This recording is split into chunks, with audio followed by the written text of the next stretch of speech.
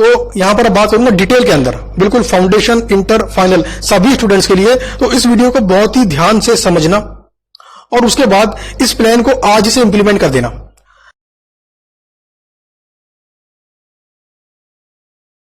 Hello friends, मैं CA Purushottam Agarwal, CA inter, CA final, CMA inter और CMA final में costing subject का faculty हूं। आज मैं आपको दूंगा डिटेल्ड प्लान कि एग्जाम तो अब कैंसिल हो गए, जुलाई में एग्जाम नहीं होने वाले, एग्जाम होंगे नवंबर के अंदर। तो आपकी प्रिपरेशन स्ट्रेटेजी क्या रहनी चाहिए, किस प्रकार से आप आगे आने वाले टाइम को यूटिलाइज करेंगे, बिल्कुल कॉन्क्रीट और स्पेसिफिक प्लान दूंगा, बिल्कुल फाउंडेशन स्टूडेंट के लिए भी, सीए इंटर के स्टूडेंट्स के लिए भी और सीए फाइनल के स्टूडेंट्स के लिए भी। सबसे पहले मैं आपको ये बता दूं कि एग्जाम कैंसिल हो गया है तो बहुत से स्टूडेंट्स को प्रॉब्लम हुई है। जैसे वो स्टूडेंट जिन्होंने छुट्टी ली थी अपने ऑफिस से कि भाई एग्जाम की प्रिपरेशन करनी है, जुलाई में एग्जाम देना है, उनको लग रहा है कि सर हमने छुट्टी भी ले ली और अब एग्जाम भी नहीं दे पा रहे हैं।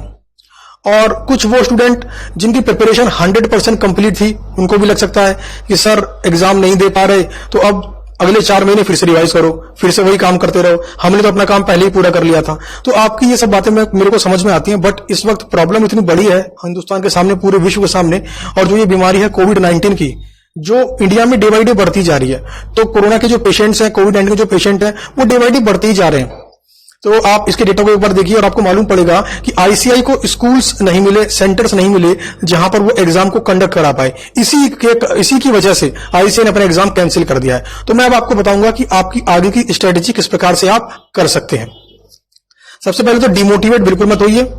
लाइफ में जब भी कभी कोई बड़ी प्रॉब्लम, परेशानी या कुछ दुविधा आती है तो उससे जो लॉस होता है उसकी रिकवरी करने का मौका जरूर आता है लाइफ के अंदर। तो यहां पर अब बात करूंगा डिटेल के अंदर, बिल्कुल फाउंडेशन, इंटर, फाइनल सभी स्टूडेंट्स के लिए। तो इस वीडियो को बहुत ही ध्यान से समझना और उसके बाद इस प्लान को आज से इंप्लीमेंट कर देना।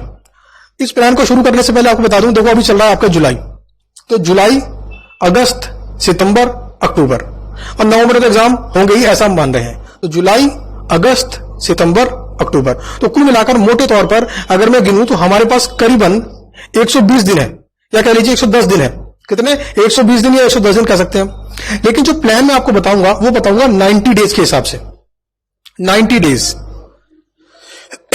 कि अगले 90 दिन किस प्रकार से आप पढ़ाई करें, कैसे प्लानिंग करें, क्या हुआ आपका प्लान, पूरी बातें करेंगे। अच्छा, मैंने यहां पे थोड़ा सा प्रोविजन लिया है। अब भले ही हमारे पास 110 दिन है, बट मैंने लिया सिर्फ 90 दिन। 20 दिन में आपको 20 दिन को मैं एज ए प्रोविजन रख रहा हूं। इनकेस कभी पढ़ाई में मन नहीं करा, कभी डिमोटिवेट हो गए या कुछ और बाई चांस अगर हो गया, तो उन सब कॉन्टिजेंसीज को इसके अंदर हम प्रोविजन के रूप में डाल रहे हैं ताकि हमारे आउटकम पर या हमारे पढ़ाई की प्लानिंग पर कोई इंपैक्ट ना पड़े उसका।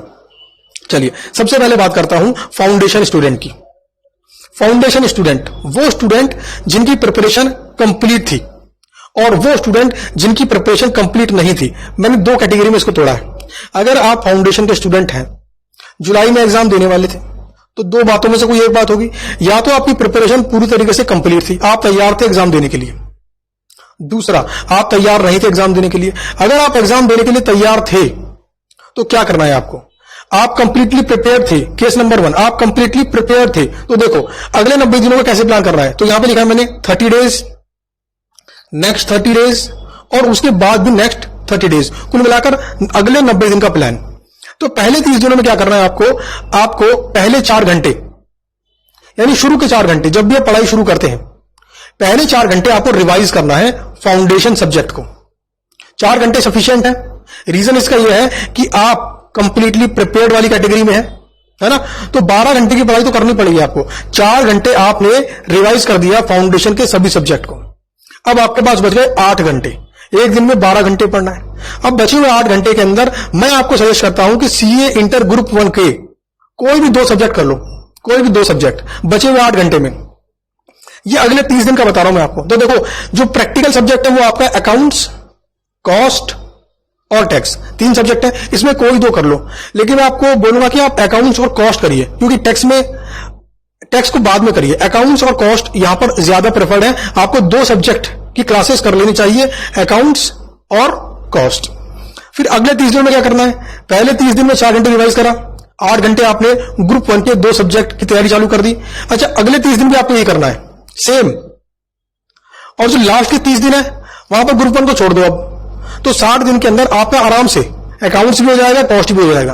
अब आखिरी के 30 दिन यानी एग्जाम के पहले वाले जो 30 दिन है, नवंबर के पहले वाले जो 30 दिन है, अब इंटर के सब्जेक्ट को दूर रख दो और फिर दोबारा से पूरे के पूरे 12 घंटे डिवोट कर दो आप फाउंडेशन के सब्जेक्ट को रिवाइज करने में। तो ये प्लान है उनके लिए जो फाउंडेशन का एग्जाम जुलाई में देने वाले थे और जो कंप्लीटली प्रिपेयर्ड थे, जिनकी तैयारी पूरी तरीके से हो चुकी थी। Situation number 2, incomplete preparation. जुलाई में एग्जाम ड्यू था बट फाउंडेशन सब्जेक्ट की प्रिपरेशन कंप्लीट नहीं थी, तो वो क्या करेंगे? नेक्स्ट 60 डेज और उसके बाद लास्ट 30 डेज। तो अगले 60 दिनों में क्या करना है? 8 घंटे अब आपको रिवाइज करना है, यानी 8 घंटे आपको फाउंडेशन के सब्जेक्ट के ऊपर काम करना है, उनकी पढ़ाई करनी है, रिवाइज करना है।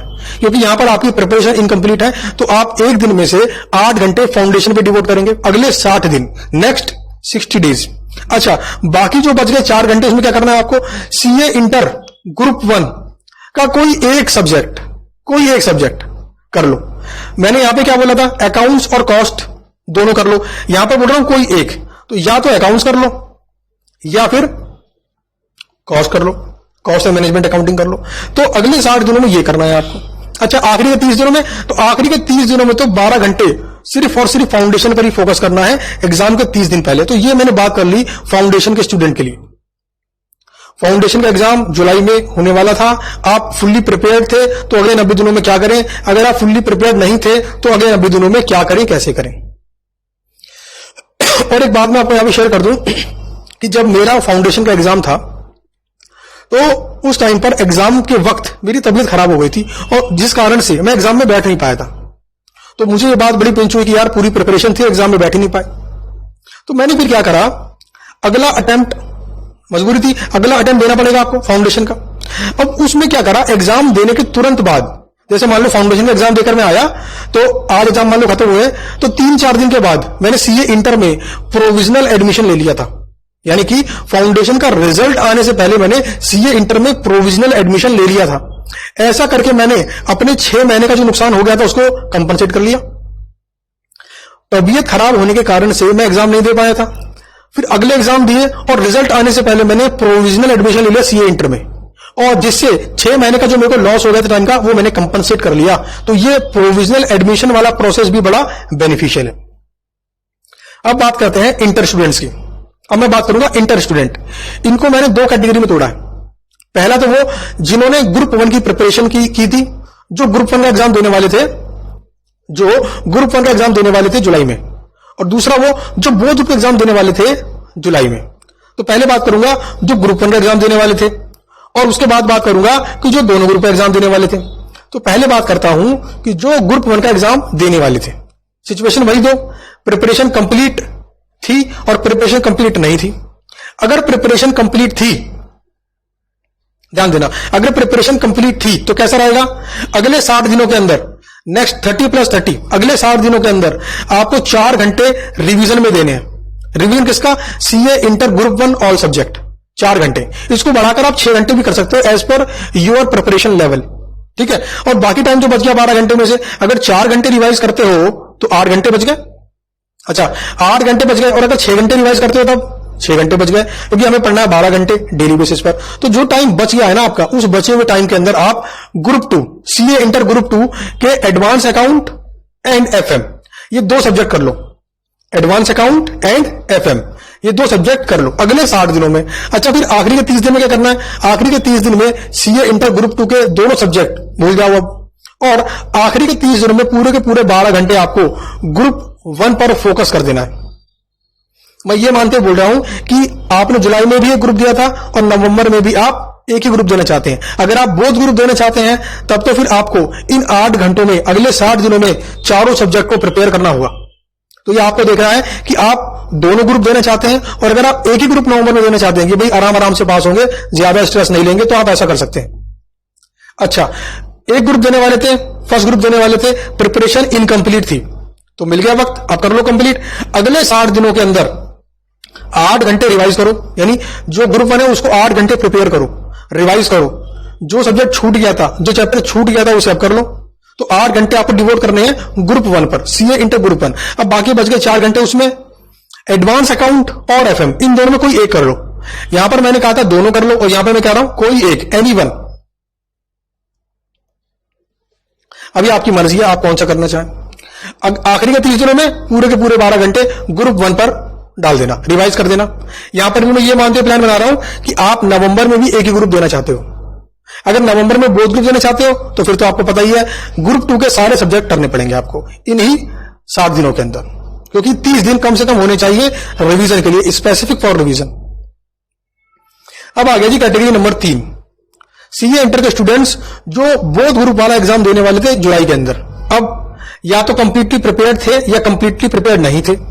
अगर कंप्लीटली प्रिपेयर्ड थे तो अगले 60 दिनों में 8 घंटे तो रिवाइज करो, क्योंकि 8 पेपर है तो मैंने यहां पे 8 घंटे दिए। तो अगले 60 दिनों में रोज 8 घंटे रिवाइज करो, और जो बाकी के 4 घंटे बच रहे हैं, बाकी जो 4 घंटे बच रहे हैं उसके अंदर सीए फाइनल का कोई भी एक सब्जेक्ट कर लो, या तो एफआर कर लो या एसएफएम कर लो, जो आपका मन करे। या तो एफआर कर लो या एसएफएम कर लो, ये सीए फाइनल ग्रुप 1 के अंदर है। और आखिरी के 30 दिन क्या करना है आपको, आखिरी के 30 दिन तो पूरे के पूरे 12 घंटे आपको सीए इंटर बोथ ग्रुप को रिवाइज करने में लगा देने। और ध्यान देना, अब टारगेट क्या होना चाहिए आपका, रैंक। अगर आप जुलाई में एग्जाम देकर बोथ ग्रुप पास करने की सोच रहे थे तो नवंबर में अब आपको रैंक के लिए सोचना है, रैंक के लिए काम करना है, क्योंकि सफिशिएंट टाइम है आपके पास। अच्छा, प्रिपरेशन इनकम्प्लीट थी, बोथ ग्रुप एग्जाम देने वाले थे जुलाई के अंदर, लेकिन प्रिपरेशन इनकम्प्लीट थी, तो अब टाइम मिल गया। अब सारे के सारे 90 दिन 12 के 12 घंटे इसी पे लगा दो, सीए इंटर बोथ ग्रुप पे लगा दो। और किस पे करना टारगेट, रैंक पर। तो यहां पर मैंने बात करी सीए इंटर के उन स्टूडेंट्स की जो जुलाई के अंदर बोथ ग्रुप देने वाले थे। अब बात करते हैं फाइनल स्टूडेंट की। सीए फाइनल का ग्रुप 1 जुलाई में देने वाले थे भाई, या तो प्रिपरेशन पूरी कंप्लीट थी या प्रिपरेशन इनकम्प्लीट थी। अगर प्रिपरेशन पूरी कंप्लीट थी तो अगले 60 दिन रोज 4 घंटे ग्रुप 1 को रिवाइज करो, और बाकी बचे 8 घंटे में 2 सब्जेक्ट करो सीए फाइनल ग्रुप 2 के, costing and elective paper. 2 subject करने हैं, कॉस्टिंग एंड इलेक्टिव पेपर। अच्छा, आखिरी के 30 दिन अब सिर्फ ग्रुप 1 पर फोकस करना है। 12 के 12 घंटे ग्रुप 1 के 4 सब्जेक्ट को रिवाइज करने में लगा दो। अच्छा, अगर प्रिपरेशन इनकम्प्लीट थी तो अब वक्त मिल गया आपको। अगले 60 दिन उनमें से रोज 8 घंटे ग्रुप 1 के सब्जेक्ट को प्रिपेयर करो। प्रिपरेशन इनकम्प्लीट थी तो अगले 60 दिन ग्रुप 1 के चारों सब्जेक्ट को प्रिपेयर करो। अब बच गए 4 घंटे। अब 4 घंटे को वेस्ट मत करो, कोई एक कर लो। अब यहां पे मैंने कहा था दोनों करने हैं, और यहां पर मैं कहता हूं कोई एक कर लो। ग्रुप 2 में 2 सब्जेक्ट में से कोई एक कर लो, या तो कॉस्ट कर लो या कोई इलेक्टिव पेपर कर लो, या तो कॉस्ट कर लो या कोई इलेक्टिव पेपर कर लो। टेक्स्ट को अभी मत छूना। अच्छा, आखिरी के 30 दिन में क्या करना है, आखिरी के 30 दिन में तो 12 के 12 घंटे सिर्फ और सिर्फ रिवाइज करना है। अब आ गया जी कैटेगरी नंबर 5। कैटेगरी नंबर 5 मतलब वो स्टूडेंट फाइनल के जो जुलाई के अंदर बोथ ग्रुप का एग्जाम देने वाले थे, बोथ ग्रुप्स। देखो, या तो प्रिपरेशन कंप्लीट होगी आपकी या प्रिपरेशन इनकम्प्लीट होगी। अगर प्रिपरेशन इनकम्प्लीट है तो पहले उनकी बात कर लेते हैं, फिर तो बात ही खत्म हो गई। प्रिपरेशन इनकम्प्लीट है, समय मिल गया। 90 के 90 दिन फोकस करो रैंक के लिए, 12 घंटे पढ़ाई करो और फोकस करो रैंक लाने के लिए। ये किसके लिए, जिनकी प्रिपरेशन इनकम्प्लीट थी। अब बात करते हैं उनकी जिनकी प्रिपरेशन कंप्लीट थी, एग्जाम कैंसिल हो गया। अब क्या करना है, अगले 60 दिन, आज से अगले 60 दिन 8 से 10 घंटे रिवाइज करो। ग्रुप 1 ग्रुप 2 बोथ ग्रुप्स के ऑल सब्जेक्ट 8 से 10 घंटे रिवाइज करो कम से कम। इसके बाद अगर टाइम बच जाता है, जैसा कि मैंने यहां पे लिखा है, इसके बाद भी अगर आपके पास टाइम बच जाता है, यानी आपके पास या तो 2 घंटे बचेंगे, अगर 10 घंटे पढ़ोगे 2 घंटे बच गए, और अगर 8 घंटे पढ़ोगे तो 4 घंटे बच गए। अब इन 4 घंटे में क्या करना है आपको, तो इन बचे हुए 2 या 4 घंटे में कोई एक स्किल डेवलप कर लो। या तो एक्सेल सीख लो, एक्सेल, या फिर इंग्लिश स्पीकिंग सीख लो, या फिर इंग्लिश स्पीकिंग सीख लो। अब देखो, अगर एक्सेल कोर्स करना है तो एक्सेल कोर्स आपको मेरी वेबसाइट पर मिल जाएगा। एक दूसरी फैकल्टी है, एक्सेल बहुत बढ़िया सिखाते हैं, प्रॉपरली नोट बनवाएंगे, आपके सारे के सारे नोट्स अच्छे से लिखवाएंगे। तो एक्सेल के अंदर दोनों कोर्सेज हैं, तो यहां पर एक बार आप कॉल कर लेना, जो हमारा इंक्वायरी नंबर है। तो अगर एक्सेल करनी है तो उन 2 घंटे के अंदर आप एक्सेल में अपनी स्किल्स को डेवलप कर लो, क्योंकि जितनी भी कंपनीज हैं, सभी कंपनीज में 70% कंपनीज ऐसी होंगी जो अपनी मैक्सिमम रिपोर्ट एक्सेल के ऊपर बनाती हैं, और सीए फॉर्म्स के अंदर एक्सेल का अच्छा खासा इस्तेमाल होता है। तो एक्सेल की ये स्किल अगर आप अपने सीवी में ऐड कर दोगे ना, तो जॉब मिलने की चांसेस बहुत ज्यादा हो जाते हैं। आपको हायर करेगी कंपनी आपकी स्किल देखकर, ठीक है। अच्छा, आखिरी के 30 दिन तो बातें खत्म। 12 के 12 घंटे सिर्फ और सिर्फ और सिर्फ और सिर्फ रिवाइज करना है और कोशिश करनी है कि रैंक आ जाए। देखो, मैं आपको यहां बताता हूं कि फाउंडेशन में रैंक आए तो मनोबल बढ़ता है। फाउंडेशन में रैंक आए तो मनोबल बढ़ता है कि हां जी मैं कर सकता हूं। इंटर में रैंक आए तो अच्छी फर्म्स में, बिग 4 में अच्छी आर्टिकलशिप मिल जाती है, अच्छा स्टाइपेंड मिल जाता है। लेकिन अगर फाइनल में रैंक आए तो इसका फाइनेंशियल एडवांटेज बहुत ज्यादा होता है। पैकेज में अच्छी खासी बढ़ोतरी होती है। कोई भी कंपनी तुरंत ऐसे व्यक्ति को हायर करना चाहती है, ज्यादा से ज्यादा सैलरी ऑफर करके। तो ये 5 कैटेगरी के अंदर मैंने सभी स्टूडेंट्स को अलग अलग कैटेगरी डिफाइन करके बता दिया कि कैसे अगले 90 दिन आपको पढ़ाई करनी है। अगले 90 दिन किस प्रकार से हम एक बेहतरीन स्ट्रेटेजी के साथ पढ़ाई कर सकते हैं। आप अपने अकॉर्डिंग थोड़ा बहुत ऊपर नीचे कर सकते हैं, बट मोटे तौर पर इस प्लान को फॉलो करेंगे आपको फायदा होगा। तो उम्मीद करता हूं कि आपको यह प्लान समझ में आया होगा। और इसके अलावा भी कोई और कमेंट है या कोई और कंफ्यूजन है जो आपको लगता है कि मुझे आपको सजेशन देना चाहिए अपना, तो नीचे वीडियो के नीचे कमेंट सेक्शन में जाके कमेंट करें, अपनी प्रॉब्लम वहां पे लिखें। आपके दिए हुए हर कमेंट को हमारी टीम पढ़ती है और उसके ऊपर आपको रिप्लाई भी मिलेगा। चलिए, उम्मीद करते हैं आपको इस वीडियो से अगले 90 दिन कैसे पढ़ाई करें इस बात के बारे में एक डिटेल्ड समझ आई होगी। Thank you.